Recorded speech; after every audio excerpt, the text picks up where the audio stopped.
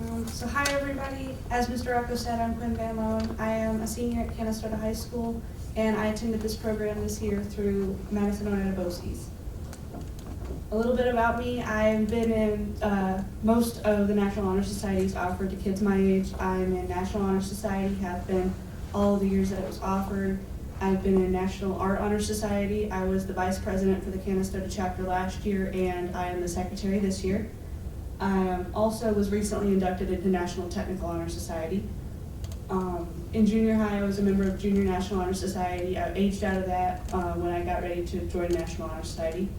The biggest thing about my life, where other kids have sports and stuff, I'm an artist. I'm a homebody. I like to just kind of sit and create. This is a few pieces from my portfolio. The skeleton I made in 10th grade, and then the other two I made last year for an MVCC class. It's a big part of my life and something that I'll continue to do in my future. So I broke down what I'm going to be talking to you about today into 4 parts. I'm going to start with what we did in the classroom, and then I'm going to move on to internships, future plans, and then I'm going to conclude with a quote.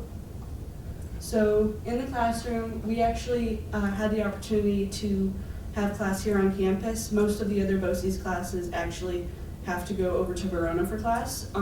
The county and the Career Center specifically graciously offered us one of the rooms that they had over at the DSS building. That was what the class looked like. And I don't know if you can see it, but in the middle row there's bags there. I was usually there first, 30 minutes extra every day just because I ride the bus. So it was a nice place to get to just kind of relax before class every day. Some of the activities that we completed throughout the year, we started off with tours in January, or no, we didn't start off with tours in January. We started in September with tours. We went to Solid Waste, Youth Bureau, and the County Attorney, but the ones that really stuck out to me were the Public Information Office. I'm gonna be honest, I had forgotten that the county needed to interact with the public and with news stations before that tour. And the second I walked in for that, I was like, oh my goodness, this is stuff that I'm interested in. How did I forget? So I got really, really excited for the internships at that point. And then from there, I really liked the mental health tour that we were given. And the county historian was also one that I really, really appreciated because I'm a huge history buff. And even local history is something that's very important to me. So through our government class, we started learning about the different levels of government. We started off with the history of the American government and then went down from federal to state and then all the way down to the county. And learning about Madison County was very interesting, especially like through our internships. We continued to learn every day that whether we were in the classroom or at an internship, we were getting real-time knowledge of how the county worked. And things that I picked up on was that the success of the county heavily relies on interdepartmental cooperation of all the employees. If you don't know how to be a team player, then nothing's really gonna work. And as a government facility, it's very important that everybody works hard. Leaders are recognized and encouraged at all levels that I've noticed, which I think is a very good thing because sometimes employment places don't always encourage people to, step up. But Madison County is very good in that they want people to be go-getters. And even the littlest detail is important because this is a government body. It's paid for either by taxpayers or through grants. So it's very important to keep track that all the resources are being used properly and that there's no mismanagement. Things that are more serious require something called a resolution, and it has to pass through the Board of Supervisors before it can get approved. And these are very important because anything big with the county has to have a resolution, whether it be just them stating their opinion on a recent event or buying a new plot of land, it has to go through a resolution. And the first step of that is going through a committee meeting. We actually were able to attend the October 26th Health and Human Services Committee meeting. I had been to Village of Canastota meeting before, and that was my first introduction to government meetings. But this one was honestly my favorite one that I ever went to because I think I was just excited to see another level. And I remember a lot of it specifically because mental health started off, and that was one of the places that I was looking into intern at. So I was really excited even though it was just a meeting. After a resolution passes through a committee meeting, it will go on to the full board. We were able to attend the November 4th Board of Supervisors meeting. This was the first day of annual session, so it was a little bit interesting for us. We didn't get a more casual introduction to how the Board of Supervisors works because I've heard several people here call it silly season because a lot of rules are thrown out the window.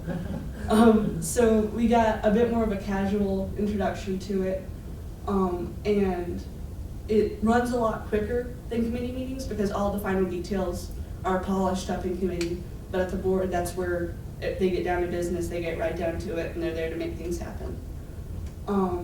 And they also, both of these involve the public. There's moments for public comment and both styles of meetings. So it's very good to keep open communication with locals and with taxpayers.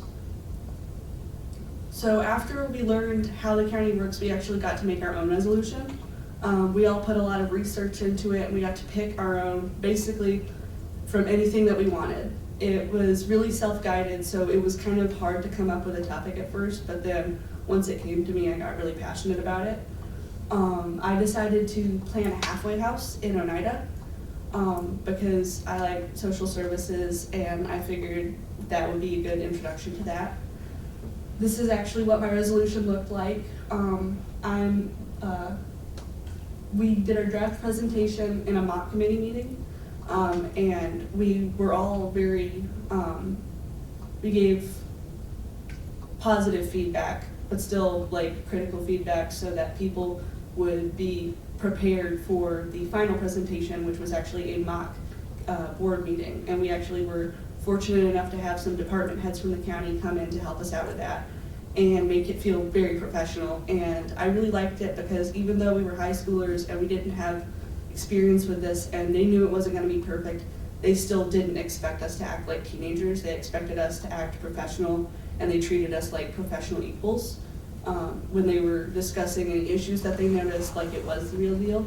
So I think that was a very helpful introduction to what it would actually be like to work at the county instead of like just coddling us. And I think that that would be a better way to get kids ready for careers like this. We were also able to interview Chairman Becker. We interviewed a few other local representatives, but Chairman Becker's was the one that I remember the most. It was in December, right before a very important board meeting that he was having to make. He was under a lot of pressure. I believe we were interviewing him at 9 or 10 in the morning, and the board meeting started at 2. And even though he was under so much pressure and having to make a very serious decision that some people liked him for, some people didn't, and he was having to prepare himself for that, he was still in the moment with us, and he was still honest with us, and he was genuine.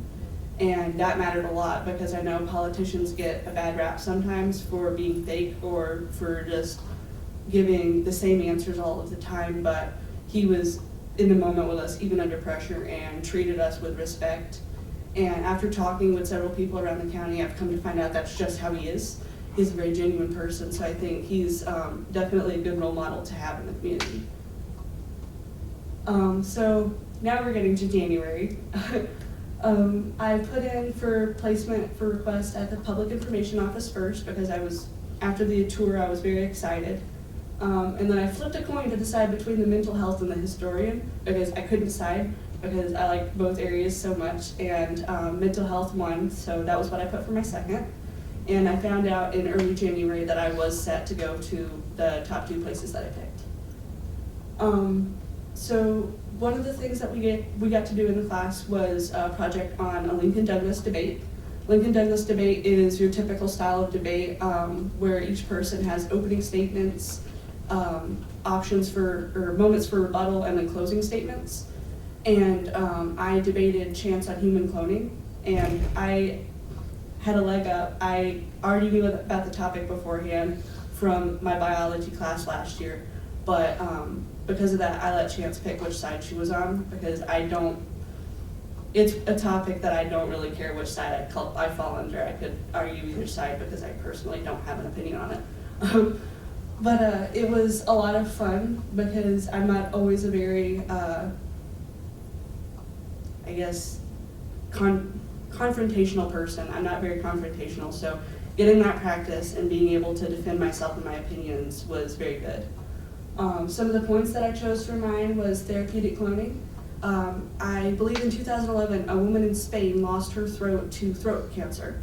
And using her stem cells, they were actually able to regrow her a throat that was actually made from her own DNA. So she had a lower chance of it rejecting, and she healed completely. And it was a very big step in medical science. Another way that cloning can be used is to give same-sex mothers their chance to have a kid that's biologically related to both of them. And it's through in vitro fertilization, so that is very important because a lot of queer families want to be able to have kids of their own. And another point that I made was the dangers of broadbands. When you're dealing with the medical community, when you're dealing with human rights especially, it can be a quick slippery slope to go into dangerous territory when it comes to restricting the human body and restricting genetics and things like that. So it's something that has to be taken very carefully.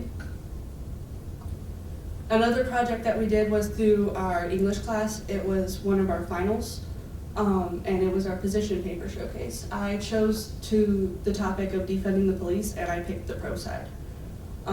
My thesis statement was American police forces should be defunded from what their current budget gives them. And the reasons that I believe this are because American police historically, from their beginning all the way until currently, have unfairly targeted people of color all across the nation, whether they're citizens or not. And this is especially prominent amongst Black people. Crime diminishes more when social services receive more funding. There have been several studies done that show that when programs such as affordable housing, free Medicare, and food and education as well become more available to the public and more funding is put toward that it actually tackles the root of crime more than putting police officers out into an already stressed out community and stressing them out even more. And the final point that I made was that the militarization of police sends a dangerous message.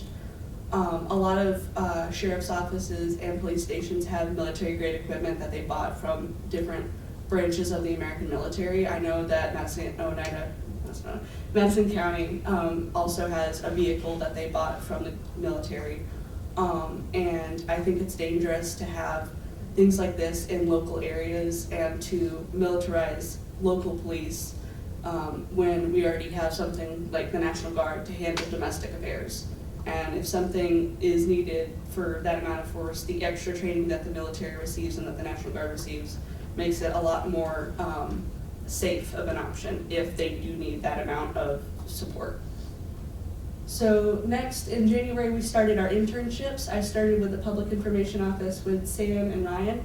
I had a lot of fun there. They were very helpful in getting me used to being more at the county and getting used to the people there. And any question I had, they were always ready to answer it. I felt very welcome. I actually got a desk. It wasn't really my desk though, it was Clifford Moses' desk. He's the vice chair. But it was still cool to have a space that I could come to every day and just get my stuff done, and it made it feel more professional for me, and it helped me take my internship a little bit more seriously. So a little bit of what I did at the PIO, I started off, I think either my second or third day, cataloging articles about Madison County. And as I said, this was in January, and in November, where annual session started, a lot of big things come out for the county around the beginning of the year, so there was lots and lots and lots of articles that were coming out every week. I believe I spent for the first 2 weeks about 30 minutes a day, every day, going through all the local news stations and everything, and just making sure that they were all kept up to date and in an understandable format on an Excel sheet. I also got to observe Sam and Ryan interact with different news channels and help them conduct interviews with different department heads. And that was really interesting and really cool to see. I also got to watch them interview Board of Supervisors for various different promotional things. Another thing that I got to do, it's more of a little detail, but it still meant a lot to me, is video transcription. I have an auditory processing disorder, so I can't always understand people if I can't read their lips or read subtitles. So subtitles in things, especially for government bodies, is something that I've always advocated for, even though it's a little thing, because everybody deserves to understand what's going on in the situation. And getting to do that little detail that not everybody always thinks about, even though it was so little, it was very fun for me. Sam also gave me a lot of material on what PIOs do and different situations that they may be involved in. So I got a better grasp on how her job worked. And I also got to attend a lot of different meetings, both for the county departments and for the supervisors. So that was really cool. And I also got to begin reviewing and revising the Office of Mental Health's resource guide. Sam and Tisha's the director for mental health, they're friends, so they came up with a great idea as a transitional piece for me so that I wasn't just starting new at the mental health, because it was related to the PIO, that I could help start revising the resource guide, and I'll go a little bit more into that later. Some of the skills that I picked up from the PIO was from the cataloging. It helped me feel, just knowing that I had something that I could do, it helped me feel a little bit more prepared. Because of my anxiety, I like to know what's going on, I like to know what I'm doing. And even though it was just cataloging, it helped calm me down a lot when I thought I was going to be going into an area where I wasn't really sure. This is just some photos that I took. That's Sam and Tisha being interviewed by a news station, and I was with a couple other interns that are my classmates watching that happen. And that was cool to be able to see. And then below that is the FEMA's National Incident Management System for the PIO officers all across the nation. It's a very important guide on what to do in the case of a national emergency and how you would communicate with the public and with government bodies and how you would bridge that gap. And so for my next my internship was for the Office of Mental Health. And as I said, Tisha was one of my mentors as well as Catherine. It was a lot of fun there. It was a little bit less hands-on at the PIO. I felt like I was always moving there, but at the mental health it was a lot more of sit and listen, which I like that too. I like not having to talk as much. So listening was fun.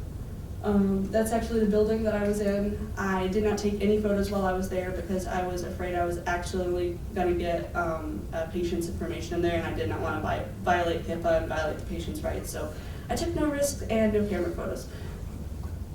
Some of the stuff that I did there was I also kept continuing department head meetings with Tisha, and I began more seriously reviewing the resource guide. I also got to observe multiple therapy sessions. A lot of the ones that I was there for were people that didn't want to be watched in on by somebody extra, so I didn't get a lot, but I was still really excited for the ones that I did get because it is a serious thing, and I was really grateful for the opportunities and that the patients agreed to let me sit in. I also got to sit in through a bunch of other different types of meetings, such as SPOA and Child SPOA meetings. SPOA stands for Single Point of Access, and it helps people that might be in a bad situation, helps get them out of it. It helps organize different resources so that they don't have to go all over and get more stressed out. And it just helps anybody that they may need help for work together and communicate. And I also got to observe forensic meetings, which is when the mental health cooperates with the probation or parole.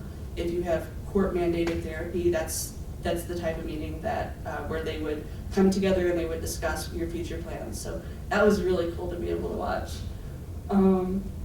So for the skills that I learned for this was through the resource guide revisions. It was a big task. It was 52 pages. I believed by the end of it I only got to around page 30. But for the time that I had and the work that I got done, I'm very proud of it and proud of the quality of my work. That was actually taken over by another one of the supervisors at mental health, Marcy. I hope I started it off to make it a little bit easier for her. But it's a very important thing to have because it helps organize all of the resources that a therapist, a counselor, or even a client or anybody in the community might need for various different types of resources. It helps gather it into one spot, from everything from crisis lines to the local jail. So it's really, really wide on what it offers and how to find stuff. And part of the reason why it was so important that I go over it is that it was out of date. I needed to be updated, and just in my first 2 or 3 days alone, I found a bunch of different hotline numbers that had actually gone out of service. So just right from the get-go, I was already fixing issues, and it felt really important that I was getting to help out on something like that. For mentor recognition, I just wanted to say thank you to my mentors. I know Catherine and Ryan aren't with us today, but I said thank you to Catherine beforehand because I know she's on maternity leave. But thank you both. You did not have to be as helpful as you were with me, but there was not a moment where I felt unwelcome. And it really helped open my eyes into what my professional career could be. So my future plans, I'm taking a gap year for mental health, but I'm not going to be just sitting around. I'm actually going to be going into freelance art as well as looking into internship with a tattoo artist in the local area. I will also be looking into a job opportunity that I've got lined up for me in Cazenovia at Camp Fiverr, and it's a camp that helps out poor and disadvantaged kids from New York City. And as a big advocate for programs for low-income people, it's something that I didn't know about that we had in the local area, so I'm really excited and interested to see what that opportunity will bring for me. And also to be able to go from a high school kid talking about supporting something and then actually going out into the world and doing that, I feel like will really serve as a test of what my character is. And then after that, I plan on in 2023 going to college. I don't know yet what I'm going to do, especially for my final career, because for a lot of other people in this, it helped them, kind of cement what they wanted their future to be. I liked it too much, and I can't decide now on what I want. So I'm just kind of taking a step back to reevaluate what I want my end goals to be. But even if I don't end up in a career with dealing with journalism or dealing with mental health, I know that everything I've learned this year I can continue to apply throughout my life, such as understanding how local government works and how I can fight for my voice to be heard, and then also understanding how going into professional careers, already having an understanding of how that's going to look, and I'll be prepared, basically. And to conclude, here's a quote that I chose. I chose Abigail Adams because this was a government class and she was a first lady. And I chose great difficulties may be surmounted by patience and perseverance. Those are two qualities I do need to work on. I'm not very patient, and sometimes I do have a habit of giving up a little bit. Senioritis hit me a little hard this year. But I think it's a good quote for me to remember that progress isn't linear. And then I'm always going to have to be working on myself, and it's okay if I take one step back because I can always take another step forward. Thank you all for coming to my presentation and for hearing all of us talk today. Again, thank you to my mentors for giving me the opportunities that I had, and thank you to my teachers for helping me get used to this school year away from Canastota. And thank you all for listening. Do you have any questions or comments? Good job.